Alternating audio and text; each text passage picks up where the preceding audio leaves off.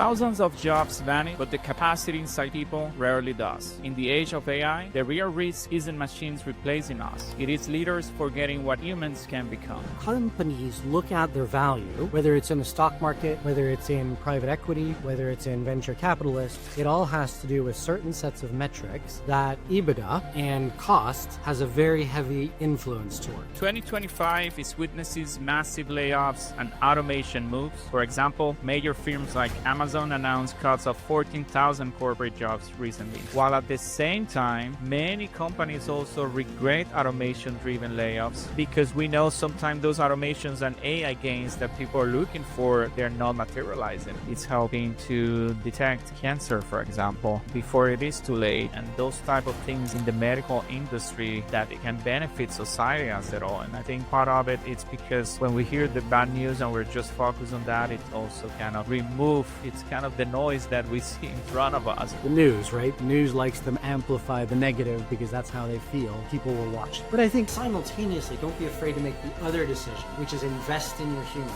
invest in your future. Thousands of jobs vanish, but the capacity inside people rarely does. In the age of AI, the real risk isn't machines replacing us. It is leaders forgetting what humans can become. Welcome to the Human Protocol, the podcast about staying human while building the future. I am your host, Michael Solomon. 2025 is witnessing massive layoffs and automation moves. For example, major firms like Amazon announced cuts of 14,000 corporate jobs recently. According to ArcView, 39% of companies laid off workers because of automation, and 55% of them now regret that decision. Yet, many leaders focus on cost-cutting rather than capacity building. Today, we'll challenge that status quo. What if the answer isn't fewer humans, but better humans? So I'm very excited to be joined today by Philippe Mesritz. He is a Chief Customer Officer for the Americas Hospitality Division at Access Group, a global $1.5 billion company based in the UK. He has transformed enterprise SaaS organizations by driving 77-point NPS improvements, achieving 121 net retention, and delivering 40% margin gains. A recognized CX Leader of the Year finalist, he believes AI amplifies human potential rather than replacing it in order to drive operational improvements and effectiveness. Philip, my friend, welcome to the Human Protocol. Thank you for having me. This is one of those conversations that I've always loved having. It is a passion of mine to be able to say, how do we think about the humans? Because they're the ones that drive our improvements. AI automation is great, but we have to always think about that human centricity. Absolutely, and thanks for sharing that. And Philip, to kick things off, I would like to ask you something that I ask every single guest that comes to the show, which is, when we remove the LinkedIn bio and everything the internet knows about Philip, who is Philip at his core? At my core, I would say I'm a family man. I have a 24-year-old son and have been married for 26 years. And they're what I spend my time on. I don't have a ton of hobbies outside of that. So I just hang out with them, go to dinner, go to nice places, and have a lot of fun. Beautiful. Thanks for sharing that with us, my friend. Appreciate that. And now let's get into the conversation and the topic that we would like to cover today. And I would like to ask you this first question, which is, what lights you up about this conversation that it's capacity rather than headcount? How do you measure both? Why they are so different for you, in your opinion? So one of my people here that I talk to on a regular basis about how things work, she says that human capacity is infinite. And I think that's the core of what it looks like. I think people believe they're finite. Time is finite, but your capacity to think about things, to deliver value, to really invest is how you exist, right? So I think that's the part that makes it so fun for me, is we're now getting to an age of AI where we don't have to limit ourselves to how fast we can type necessarily, because you can have multiple things helping you at the same time. And so I believe that that's a opportunity that we've never had before, but it all is built off of that human capacity and interest. Yeah, I agree. I think that the more we hear this news about companies laying off, and we take a look at this conversation today, which is the human capacity, right? And from my point of view, I really think that when companies are making these decisions and taking this so lightly, we are just laying off talent instead of retraining. And I think what companies are looking for is a short-term kind of saving money. But at the end of the day, I see this more as a wasting the potential that exists in every single human. I think that's where this is such side that we can retrain and we can develop so much potential, and we're not looking and paying attention too much on it. It's an interesting approach, because if you think about those companies that are cost cutting, and you fast forward 3 years, for example, they're all cost cutting either the people that are older and more expensive typically, or they're cutting the frontline entry level employees. But you think 3 years from now, 5 years from now, all of the older generations are starting to retire. They're going to leave the market, which means that every single mid manager now goes up the chain, right? And what that ends up means you don't have anybody to take the bottom tier. You don't have anybody left. So how is your company going to succeed in the long run? So you have to think a little bit beyond today to be able to get to that as a conclusion. And why do you think companies, because I know business is business, right, Philip? And you have been Sure. in business a very long time, especially in leadership positions and leadership roles. Why do you think it's such a rush to just get into the cost cutting effort instead of trying to spend some time and money on retraining the people, which seems like lately that's where many of these companies are actually doing? I think when you look at, I think it has to do with history. So when when companies look at their value, whether it's in the stock market, whether it's in private equity, whether it's in venture capitalists, it all has to do with certain sets of metrics that EBITDA and cost has a very heavy influence towards. So I think what happens is we are still in that old methodology. And so if you can afford, quote unquote, to cut your cost, it makes your value greater. And so I think the leaders are still in that mentality versus thinking about the value that we're driving and the longevity and the capabilities, which I believe in the long run will become much more of an important factor to success. And for middle manager and entry level leaders, what would you recommend to be the approach that, at the end of the day, there is a business to run, but there are people also to lead? And to find that middle ground between the two, I think lately it's becoming harder and harder to achieve.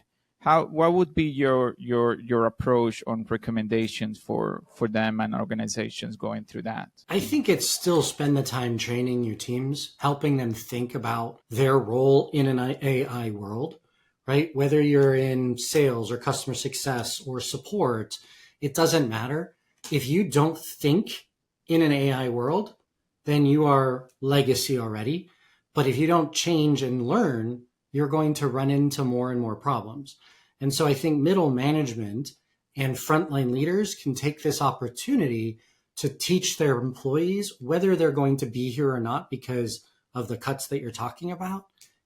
I think we take that time and we invest in those humans so that they have something in the future, and so that if they stay with you, now they're powered by AI versus, well, I'm not sure how to use this thing. Yeah, it's a very interesting period that we're going through it. And when we first talking about what would be the topic for our conversation, and we kind of landed on this one, it made me think and take a look at, especially with this news lately of layoffs that we're seeing more and more.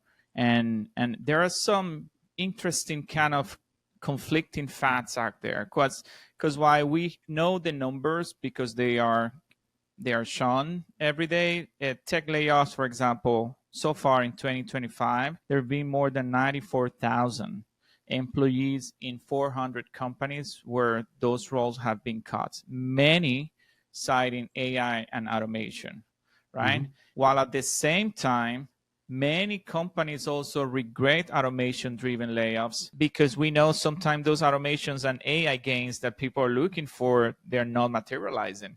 So Right. when we look at this news, it's kind of conflicting in nature. We see people rushing to do something thinking that they're going to get the immediate gain from the cut, but reality is showing something different. No, I think that's very valid. I think part of it as well is the gains aren't there, but not only that, you're impacting your renewal rates and your retention rates and everything else because now you've got less humans working with your customers. And even if you have automation, someone has to help guide that automation. AI isn't self-creation yet, right? It's not going to invent something new.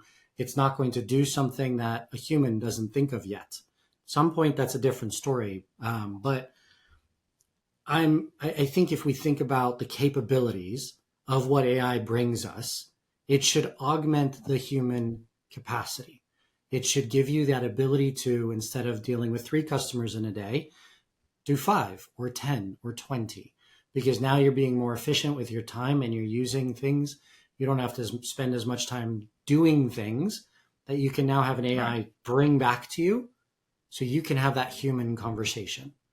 This podcast, for example, Notebook LLM can create a podcast, right? But it doesn't create the ability to think about it. All you do is you throw in Right. text and it will AI analyze how you want to talk about it. But it's Right. not creative. That's still a very human thing. The creative part of it stays with us. But for AI to augment humans, humans also will need to learn to work with AI, right? Absolutely.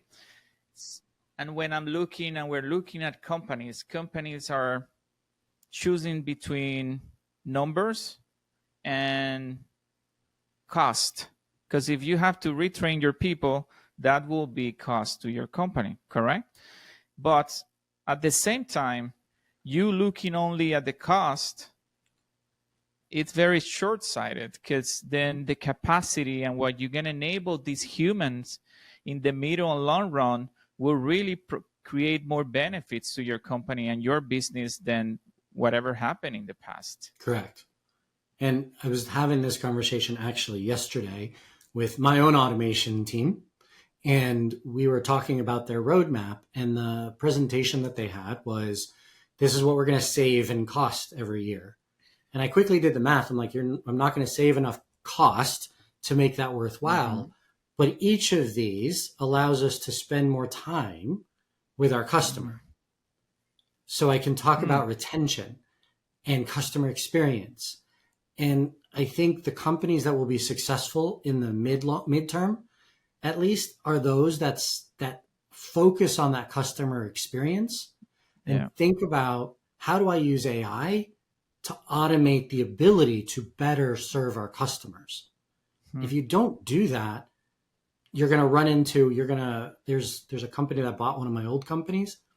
They went AI and you can see all of the challenges because to your point, 55% of the companies out there regrets the decision. And it all has to do with that customer experience, the automation not quite doing what they think it should or could have done.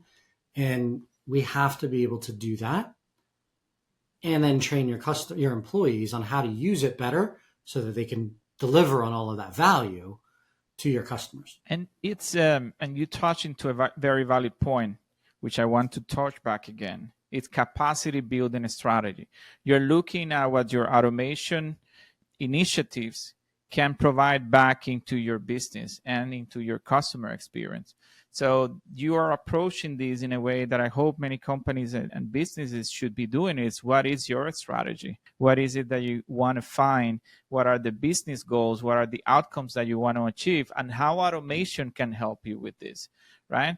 But that's what you're looking at. It's really you're putting a strategy around your business goals and how to leverage all this technology and the benefits of it in pro of those business goals. I think you have it right. I think the the business goals become that North Star from a cost perspective, a driving perspective. The customer experience becomes the North Star on how you retain your customers. And when you think about that as an overarching kind of decision matrix, call it, it becomes evident that yes, automation may remove certain pieces of the business, right? So frontline technical support, for example, most AI can read through your knowledge base and answer the question much faster than a human can. But who's going to maintain that knowledge base? Who's going to make sure that you've got ongoing kind of engagement? Who's going to step in when the customer gets frustrated in talking to AI that isn't understanding the nuance of what they mean?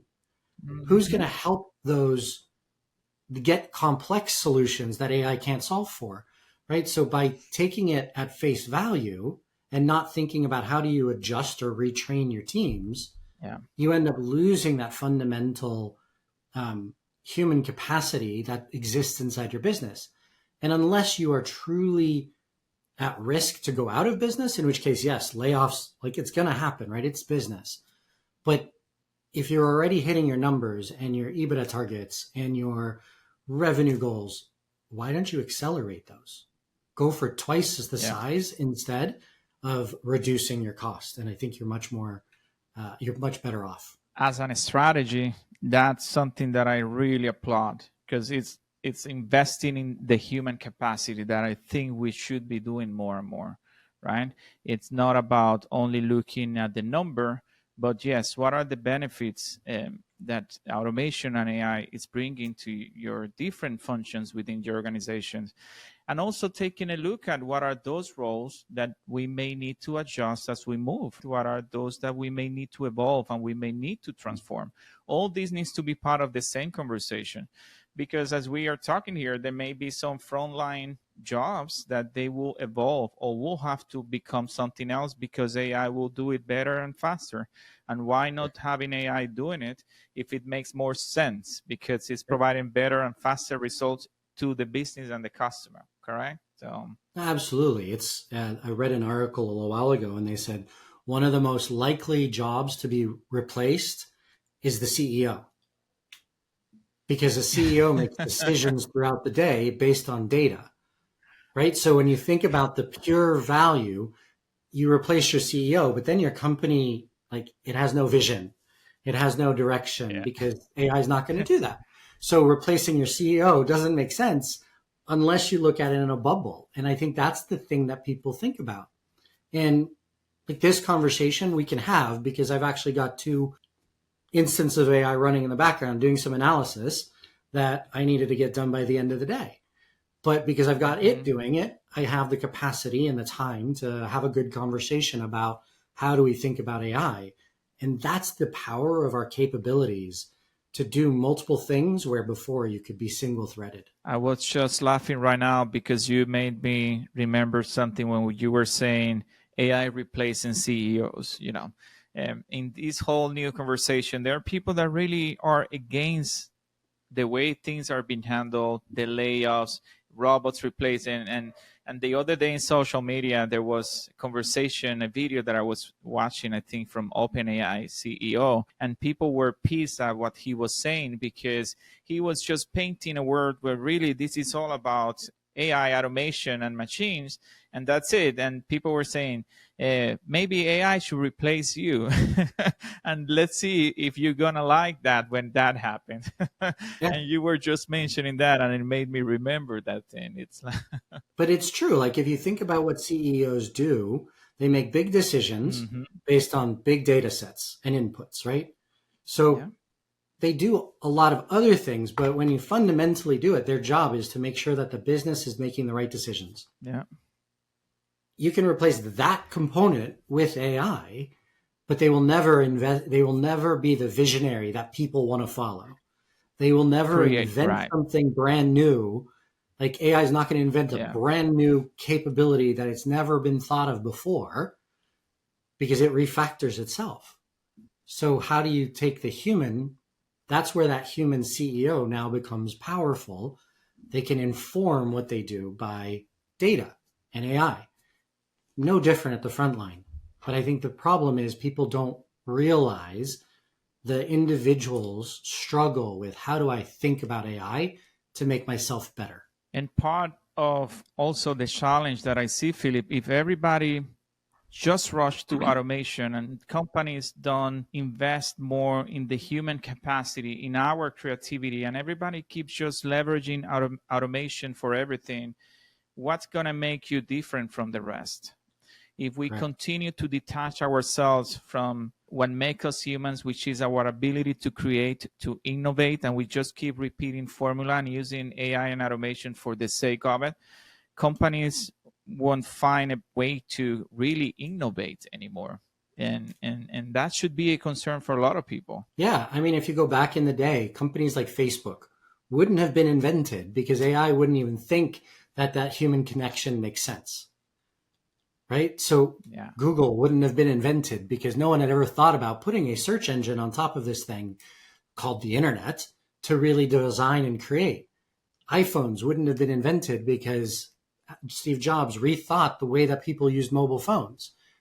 AI would reinvent and make a better phone, but not necessarily a newly invented creation. Yeah, totally agree with that. Things that we need to continue to push for it and keep in mind, right, as we move along. Let's talk about culture and how culture, Philip, it has a big say into how we navigate through this transition, because I think it's important, especially for leaders, to understand that culture needs to be a huge bet on how we navigate and how we communicate changes to our people. Curious to see how you are navigating through change and what's your approach and feedback and that you can share with us for us of us navigating through this time. I think the shift is hard. We have to acknowledge that. Yeah. It is changing the entire way that people have to think and approach their jobs. Because people are used to doing things a certain way. They're used to not being creative. So you have to understand the value of it. What's ironic, to your culture question, it's ironic. I had an automation engineer that is on my team. He's doing a great job. He's building automations. What he's not doing, he has a Claude license. He's had 0 logins on Claude. And I'm like, wait a second, these two things don't align. And when we talked to him, we found out, well, I don't really know how I can use Claude correctly. And I think that's where we have to drive curiosity. Because the fun thing about Copilot and Claude and all ChatGPT is you can literally go to it and say, how do I use you best? I do these things every day. Yeah. I have this job. How can you suggest I use you? But if you're not curious, you don't understand that you can ask it to train you. And so I think that's the cultural shift that has to happen, because it is no longer a world where you can wait for someone to train you fully on these things. Yeah. AI changes every day. You have to learn, you have to pay attention, you have to ask, what else could I do? And you have to be curious. And I think that's the cultural shift that every job, every person needs to make sure that they're focusing on. So interesting. You talk about remaining curious, because that's something that I talk to my team every day. And I tell them things will change and it's going to demand more from us. You may not be a curious person and you may think that you will be doing your job the same way for a few years. No, things are changing and it will demand for us to stay vigilant, engaged, and curious. Like any new tool, you will have to be curious enough to log in, play around, and start learning, right? It is the same story with AI and these automation tools. You need to be curious enough to try to learn to work with it. And curiosity is what's really gonna make you not only learn with the tool, but also understand the benefits of it, the potential of it, and how you can leverage those to be better at what you're doing. Yeah, I think using AI to answer your questions is the best way. But I was having that same conversation with a team member, and I'm like, well, fine. Think about this in an old school methodology. Forget AI for a second. What would you do if you're trying to learn something new? You'd go to Google and you'd type in, I want to learn this thing. Okay, type in, I want to learn how to use AI. Google will tell you. Then you can go use AI, because ChatGPT and Claude, you can use free licenses, teach yourself. And I think that's the Right. mindset that it's a hard one to change, because people are used to, well, my company will train me on this. My school will train me on this. They will teach me this. My Everything parents will coming teach to me. us. Yeah, exactly. But the world now is you have to go out and ask. You have Yeah. to go out and be proactive for yourself, for your Yeah. career, because there's so many things happening, from the foundational capabilities of AI to some of the things the company I'm at now have. We're rolling out the ability for everybody at the company to effectively, through AI, build a front end tool capability that we can hand over to product, and then they can go build it off of a Hmm. wire, not even a wireframe, a working prototype that you've built Yeah. using AI. So it's Yeah. vibe coding on steroids, Yeah. but you have to be curious to think differently. And you know, because it happened to me, I know some friends that they've been putting a lot of efforts on into vibe coding and letting their creative self materialize maybe the ideas that they had in mind in the past, but they never had the skills to put it in place. With all these automation and AI tools, that now they can help you to kind of bring those dreams that you have in the back of your hand to reality. It's a Right. beautiful thing when you look at what you can build only with your creative self and the help of this tool. It's just amazing. it is It's it is absolutely amazing. amazing. There's a friend of mine, he's a marketer. So think about how far away marketing is from development, right? Yeah. He built a program that is now sold, that he sells, to help writers get better with their writing. And he vibe coded the whole entire thing. And so you think about people who don't understand code at all having that capacity, because they're curious, they've taught themselves, and they just get creative with what they can do. I'm actually jealous because I didn't think of stuff like that, but it's one of those like really cool examples of a space people can play in today that even a year ago wasn't Yeah, possible. it is really amazing, the capability of and how this all can help you to bring all these ideas. And then the more you get yourself around it and you see things happening and materializing, the more active, engaged, excited you become.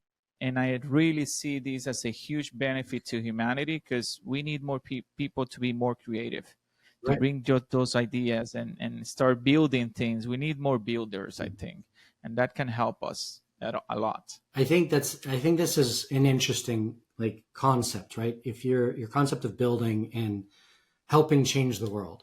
There are people out there Hmm. that are like, AI does this bad, it's bad for whatever reason.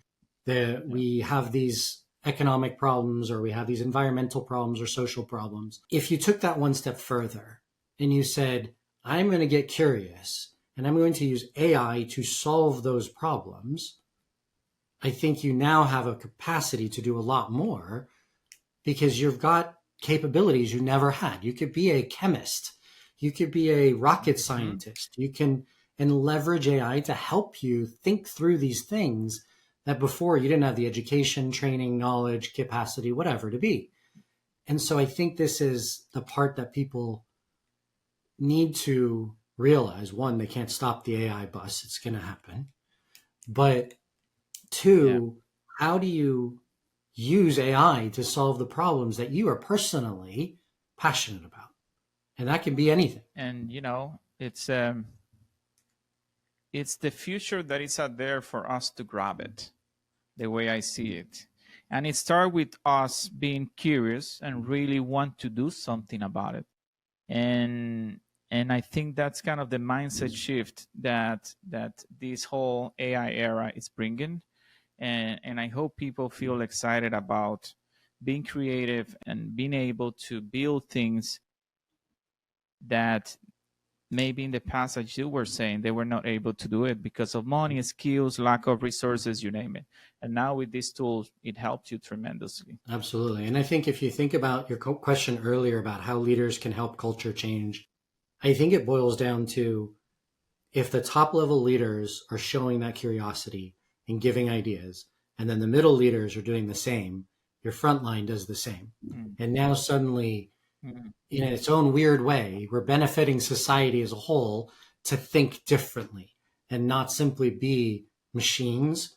Because in many jobs, the humans were machines, which is how the whole like initial industrial revolution started. We're in a new revolution, and we know that AI's adoption is faster than the internet was. And so, how do we think about that? We have to change our mindsets, just like we did in the 90s when we picked up the internet, and we did when the farmland turned into like tractors, and when every single of these iterations of culture shifts and world shifts, AI is just the Yeah. fastest moving version of this right now. And for this conversation today, I know that we are concerned about layoffs and everything, and I wish Ooh. also the good news were more amplified in a way, because there's a lot of good news that I don't think we hear a lot about. How AI is helping to detect cancer, for example, before it is too late, and those type of things in the medical industry that it can benefit society as a whole. And I think part of it is because when we hear the bad news and we're just focused on that, it also kind of remove, it's kind of the noise that we see in front of us, right? The news, right? The news likes to amplify the negative because that's how they feel. Yeah. People will watch it. Yeah. But I think is your point That's on good correct. news. I read something, I don't remember, this week, last week, and it had to do with a doctor. And the doctor used AI to transcribe notes and not have to type anything. And he said, look, I still do 15 minutes with the customer, or still 15 minutes with my patient. But now I don't have to spend 10 of those minutes documenting the notes, so I can pay attention and I can really be human. them. And so these are the type of things that help our Yeah. kind of society and our people become more human centric and really focusing around what that experience looks like. You can do the same thing in restaurants. You can do the same thing in hotels. You can do the same thing at car shops. Electricians are doing it now, where AI is reducing their likely to get shocked because they're using AI to make sure that there's no problems, right? So how do we think about that? I think that's the part that curiosity gets to, is helping Yeah. these trades and these capabilities that before you had to plug into things and you had to put a tester Yeah. on and you had to know how to use the tester and you had to do these things. AI can accelerate all that and reduce our risk of someone getting shocked. It's great. Now you just need to dedicate some time in front of it to think what you want, and the tool will do the rest. That's it. Yeah. You don't need to worry about anything else. It's just be curious, take some time. What is it that you want to achieve? And let the tool give you insights and help you through it, whatever that challenge is that you want to tackle. Totally agree. Totally agree. Let's talk about human potential, because I think this is the future, and this is something that I know you're passionate. I'm passionate about. This is part of the reason why this podcast exists, right? It's really to talk about human and how we see Yeah. humans in this new future. And when we look ahead, for Philip, let's say in the next 5 to 10 years, what do Okay. you think will separate those organizations that succeed from those that struggle in this AI-driven future? I think that figuring out how to treat your customers in whatever capacity that might be, how to treat your customers like the humans they are. The whole concept of the golden rule, right? Treat others as you want to be treated. And Yep. I think most people don't really want to be treated like a robot. AI will treat like a robot. So how do you use AI to accelerate the ability for me to have a conversation with you around your challenges, your problems? And I think that's really where 5 years from now, the companies that have been successful are the ones that have learned to balance those two things. They have learned how to take AI and remove the noise. They've taken AI and automated Yeah.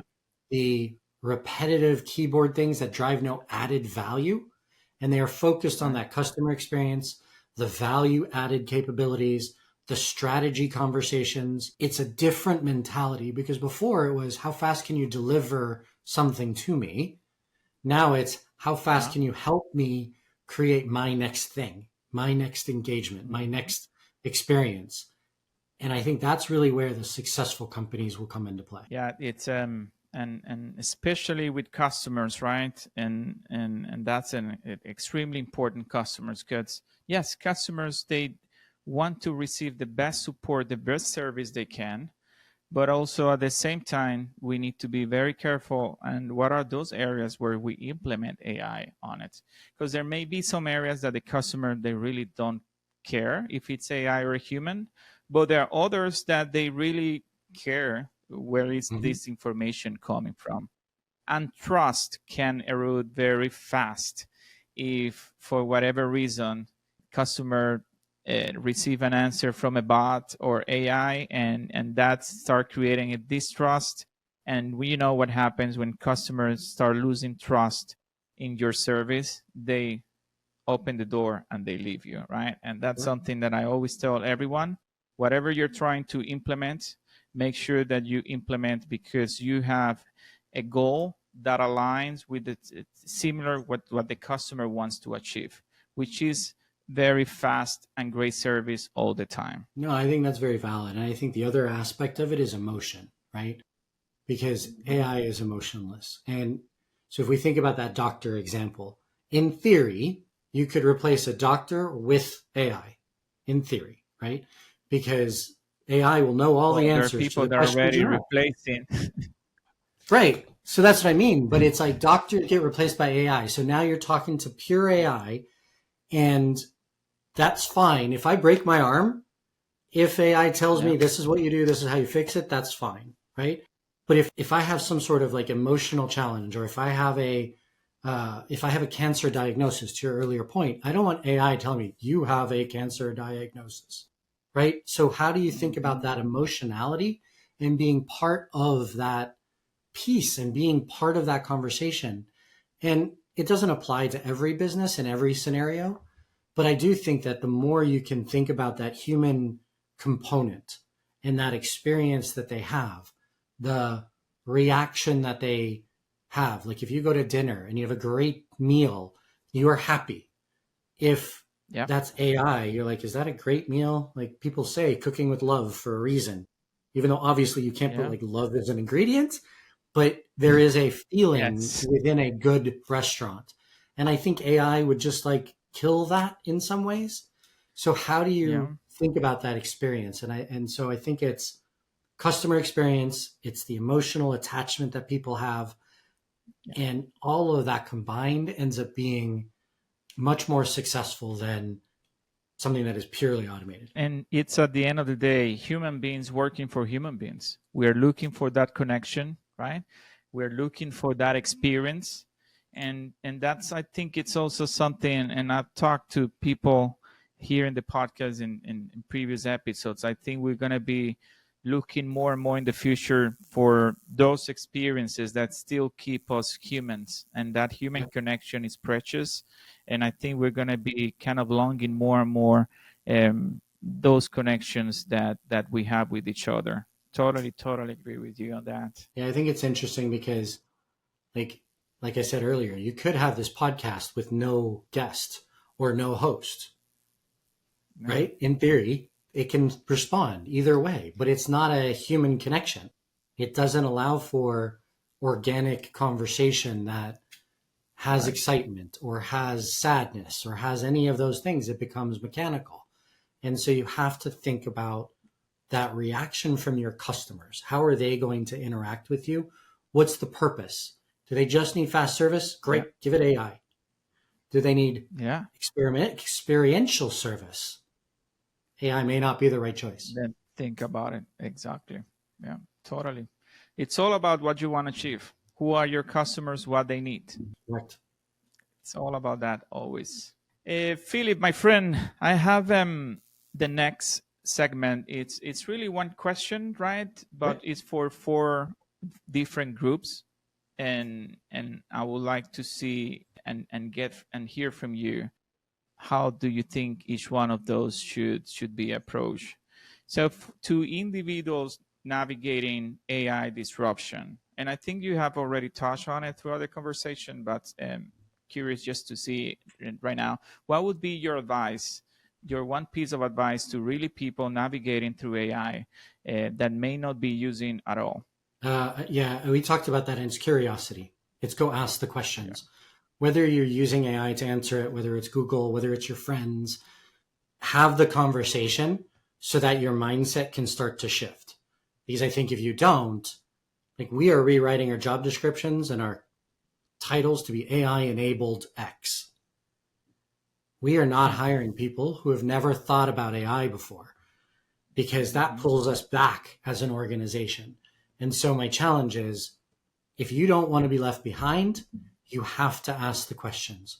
Use the free ChatGPT. Just start asking it what to do. And I think you will educate yourself significantly, and that'll help you position yourself for your first step. And sometimes, in the past, people blame money on their ability to use these tools. I don't think that you can do that today. It's you have free versions out there. Right. As far as you have a cell phone, and we all have a cell phone, you can use it. It's just a matter of what is a priority for you, being on social media, that you're not learning anything, or dedicating some time to learn the very basic skills that the jobs of the future will ask you. So it starts with us. And that's what we tell everyone. It starts with you. You have to put in the work, because no one will do it for you. I think that's absolutely accurate. Like, you can choose where you spend your time. Yes. And the thing is, I think everybody thinks, well, I need to stop everything I do to do this. Well, you don't. Spend half an hour a day doing it. Get up 30 minutes earlier if you don't want to change your trajectory. Watch one less 30-minute episode of a TV show. Doom scroll a little bit less, right? I think 30 minutes a day gets you very far, because you can have that conversation with AI. And then over the next day, you think about what your next conversation is going to be. And you go, okay, what am I going to ask next and next and next? And at some point, you might run into, well, you need to buy these tools or these capabilities. But by then you've formulated it, you know what you're going to do. And I think that's the way you have to think about it. It's not all or nothing. It's an exciting brain exercise. That's how I see it. Because you ask one question and you just keep going and keep going. Sometimes I need to say, okay, I need to go to sleep now, because my brain and my mind just get attached to what I'm trying to build, or what I'm trying, to think about. And this thing keeps going and keeps going, and you keep going. You keep going. I say, no, it's time to sleep. 9 p.m. So, I close my AI tools down. I don't care. I'm done. That's my time, Philippe. 9 p.m. That's it. I'm gone. I'm gone, because I wake up very early. That's funny. That was awesome. Philippe, your piece of advice to companies that are tempted to cut instead of cultivate, amplify, retrain, what would you tell them? I would say, number one, evaluate whether this is a must do, right? From a cutting perspective. There are absolutely valid times where you have to cut costs in order to stay alive and keep the rest of your employees employed. So absolutely, don't be afraid to make that decision, but simultaneously don't be afraid to make the other decision, which is invest in your humans and invest in your future.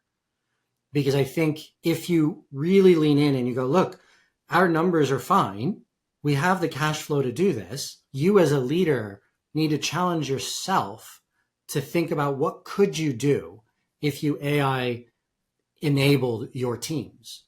If your salesperson could go and close 3 times as many deals as they did, because your win rate goes from 10 to 20 or 20 to 60 or whatever, because they're using AI. If your support team can answer questions faster, increasing your CSAT and your NPS significantly by using AI, your CSMs can drive value to your customers better. Your engineers can use Devin and other tools to build 5 times as much roadmap that they never could before, fix bugs while they're sleeping. Yeah. And I think this is where leaders start to fail, because they don't think about what could be. They think about what is today. And my favorite story, and I heard this while we were doing our own AI enablement session a couple of weeks ago, there was a developer who was challenged in the morning to say, hey, I need you to build something. And he goes, I can't do this. It's going to take 3 weeks. he couldn't, to your point, I couldn't go to sleep, right? So he was thinking about this in the afternoon. He went home and he used AI in between when he was putting his kids to bed. He would go to AI, type in, go do this, put kid number 1 to bed. Go back, type, follow up and do this thing, put kid number 2 to bed. And by the next morning, he had a prototype. That's awesome. It's this amazing speed that you can now do new technology, new features, new functionality. So think differently about your humans. And if you can afford it, absolutely invest in how your teams can think about this, because it'll make your company more valuable, better, faster. You'll grow, you'll keep more customers, and you'll make more sales. That's awesome. That story that you just said, because it's like the technology is giving us an opportunity to invest in our human potential like we've never seen in the past. Correct. And the more stories that we hear about it, that people building or putting their kids to sleep and so forth, it just should give us a lot of the energy that we need to embrace this and see what we can do with the potential that it's in us by leveraging all the benefits of this technology. Because I think there's so much more that we can do to embrace this. Exactly. And to the thing I said initially, like human capacity, there's really like no one knows what that limit is. Yeah. So how do we push ourselves to think differently and have that passion to say, let me spend 3 minutes before I put my next kid to bed just to give a prompt. Yeah. And have AI then go do the next step. And it allows you to do so much more in a much more time. Your work-life balance doesn't get screwed up. Your life is better. Like there are so many things that you can do because you're driving value. Yeah. So now you have your company, to your point, that can provide that context, and you have your employees rising up in their curiosity. Those two powers combined, those are the companies going to be truly successful. Incredible. It's just, we also need to alert people. 9 p.m., put your cell phone to sleep because you may be hooked to it and you need to detach from it. My worst is the other night I couldn't sleep and I went to bed at 9:10. 3 a.m. I woke up and my brain was going. So I grabbed my phone and I type in some stuff and I hit send because it gets it out of my head into something that when I wake up now tells me what I thought about.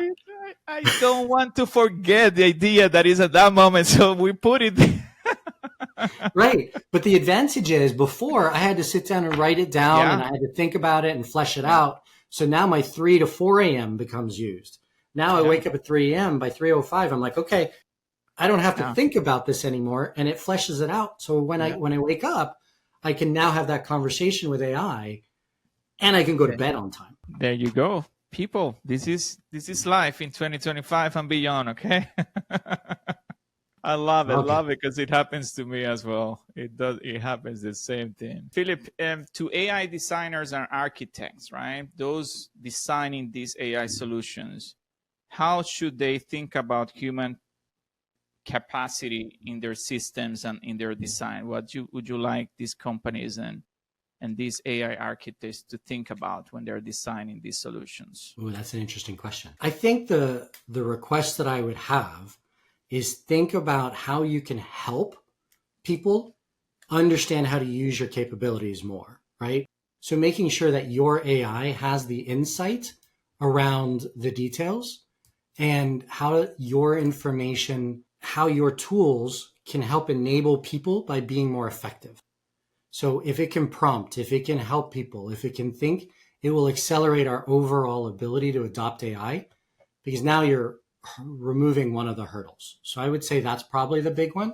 The second one is think about efficiency from a tooling perspective, because I do think that AI, building AI, which is what's happening now, it doesn't pay attention to how to be truly effective.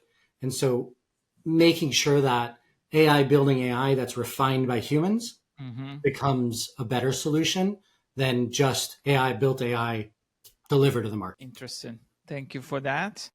And to policymakers and governments, how do you think they should help us? What are the things that you would like to see? What are the safeguards that you would like to see in this new future with AI that you are not seeing a lot of discussion, for example, today? I think, one, invest in it. because invest in helping retrain. Because I do think that the government has an opportunity to help those that can't quite help themselves and can't quite make that leap by giving them that first step. And that doesn't have to be a lot. It can be a once a month session at the city hall where we talk about AI, right? It doesn't, something that to help leveling the playing field, right? Correct. Because not everybody has people like you or I that can think about AI and help them think about AI. So somebody that helps that. So I would say that's the thing that I think policymakers need to think about. The second one is, how do we put in, I don't know, safety guardrails of some sort that we don't allow for, and I don't know how to do this because bluntly, I believe in like free world in many ways, but at the same time, cars on the road have rules for a reason, for general safety. We know that if you don't do these things on the road, you don't use your blinkers, accidents go up, right? Yeah. So how does overall policy help with that piece of the puzzle? And I don't know that I have an answer because I think it's still early, but I think that's the part that we have to start thinking about. Yeah, I agree. That's something that also kind of made me think on what are the things that we all can do, that the government can do, from global standards, for example, to local standards, to make sure that there are safety, regulations in place to help make this evolve as safe as possible, right? Yep. Especially for us human beings. Yeah. Exactly. And last but not least, what would be your piece of advice to a young Philippe, seeing him today and in this new future with AI? What would you tell him? Be curious. I think that's what it boils down to. I've told my son that. And I've told him before, I go, it doesn't matter what you do, just try something, because that in and of itself will start you down a path of asking questions. Like one of my favorite prompts to LLMs that I always do is when I put in any ideation, I say, and ask me questions that I can answer to help you answer my question better. Something along those lines, because it needs to be curious in exchange. So you need that bi-directional. So I think a young person in today's world, you need to be curious, because that's going to be your limiter, not your capacity, not your intelligence, not your financial, your economics. It's, are you curious enough to ask the right questions and teach yourself how to do something new? Yeah. Be curious, stay hungry, learn, continue to adjust as you move along, because we will continue to go through a lot of changes. And I think those that will succeed are those that can adapt and change as they move along. I think those are kind of the main wishes that we have for people. And Philippe, thank you for being with us today. It's been a real pleasure having you with us today, for pushing us to rethink what true capacity looks like. So I appreciate you taking the time to be with us today. No, thank you for having me on. This is the kind of conversation that for me, it makes me think, right? It makes me think about, how do I educate? How do I talk to my teams? How do I talk to my customers about what they could be doing? So I love these conversations. It puts me in a different mindset. So thank you. Yeah, no, it's a pleasure. You know that. And for the sake of, keeping us healthy and our families happy, let's continue to keep the 9 p.m. rule, okay? Unless we have to wake up at 2, 3 a.m. But no one is seeing at that time. No one knows that at that point, right? It's fine. My friend, thank you. Thank you very much. And if this conversation stretched your thinking, share it with your team, your board, or a leader who needs to hear it. Subscribe to the Human Protocol and keep exploring how we stay human while building the future. Remember, the code may change, but our humanity is the content. Thank you, everyone. See you next week. Take care.